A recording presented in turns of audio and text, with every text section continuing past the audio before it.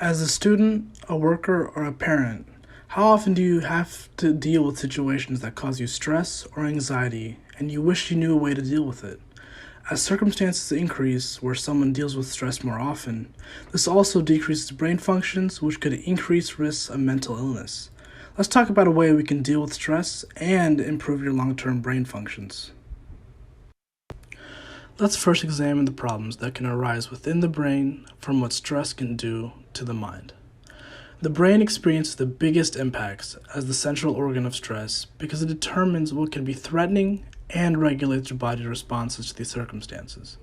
Sustained stress can have numerous pathophysiological effects, such as activation of the neuroendocrine system, which is also known as the limbic, hypothalamic, pituitary adrenal system. It can also have effects on hormonal functions such as corticosterone release. These can precipitate anxiety and affective disorders such as depression, which further leads to excessive production of free radical content and oxidative burden in the brain. This system begins from the response to short-term stress, where it powers the flight or fight response.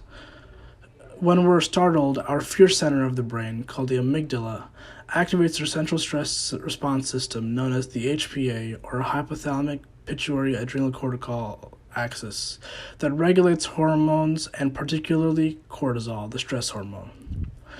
This system rapidly increases glucose levels, increases blood flow, and the heart rate for our bodies to respond. These systems is amped up all the time when we're consistently under stressful situations like at work or school. If the system is consistently being utilized and kept at an increased rate, it can lead to numerous issues such as digestive issues, trouble sleeping, mental illness such as depression, and a weakened immune system, making a person more susceptible to viruses like the flu and chronic health problems. It is well known that regular exercise is important for maintaining a physically healthy body. There are also therapeutic benefits from exercise that helps the brain relieve stress and improve brain function. Some brain-enhancing effects from exercise are neurogenesis, neuroinflammation, vascularization, antioxidation, energy, adaptation, regulations on neurotropic factors, and capacities of metabolism reserves. Dopamine, noradrenaline, and serotonin are three main neurotransmitters that influence these behaviors. Dopamine is well known as a feel-good neurotransmitter that the brain releases to make us feel a sense of pleasure and satisfaction as part of our reward system. Dopamine is synthesized from L-DOPA, which is catalyzed from tyrosine. There are 5 types of DA receptors, but the D1 and D2 receptors are the main ones capable of modulating depression. D1 receptors are located at the postsynaptic sites, while D2 are located at both pre- and postsynaptic terminals. When exercise is incorporated, levels of serum calcium is increased in the brain, which affects calcium-calmodium-dependent DA synthesis by activating tyrosine hydroxylase enzyme. The binding affinity between DA and DA receptors are then increased. The function for norepinephrine is to mobilize the brain and body, the feeling of flight or fight under stress and danger. The neurotransmitter responds to increased alertness, memory retrieval, and focus. A1 is the most abundant receptor in the brain. When accustomed to exercise, neuronal adaptation is enhanced against harmful stimuli associated with stress. Your reflexes are heightened in a survival situation. The stress-induced neuronal activation is reduced and is more manageable. This mechanism of exercise against stress has to do with the expression of galanin in the locus ceruleus.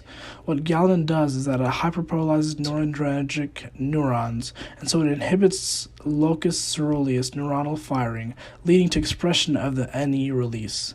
Suppression of NE in certain regions of the brain manages anxiety behavior and helps resist against stress.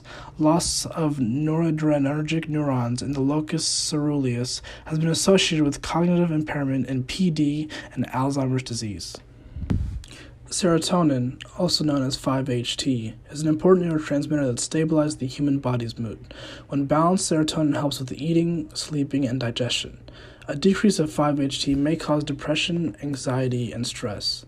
Doctors prescribe medications such as SSRI to help treat depression. Serotonin is regarded as one of the most important neurotransmitters in psychoemotional symptoms of depression and anxiety.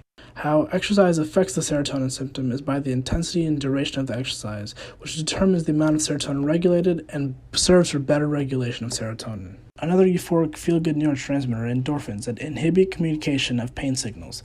You're probably familiar with opioid painkillers that trigger the release of endorphins binding to opioid receptors. There's a phenomenon called runner's high when people who run for a certain period of time experience reduced anxiety, calmness, lessened ability of feeling pain, and a slight euphoric state. It is thought that endorphins are released when running, but actually our body produces a biochemical substance similar to cannabis called endocannabinoids. These neurotransmitters promote short-term psychoactive effects during a run, but is found to be rare among runners. Hopefully, this information gives you a better understanding on how stress affects our brain and how exercise can help manage or decrease the amount of stress in your brain. Not only can exercise manage stress, but it can improve brain function in your day-to-day life and bring forth changes that make you feel good about yourself.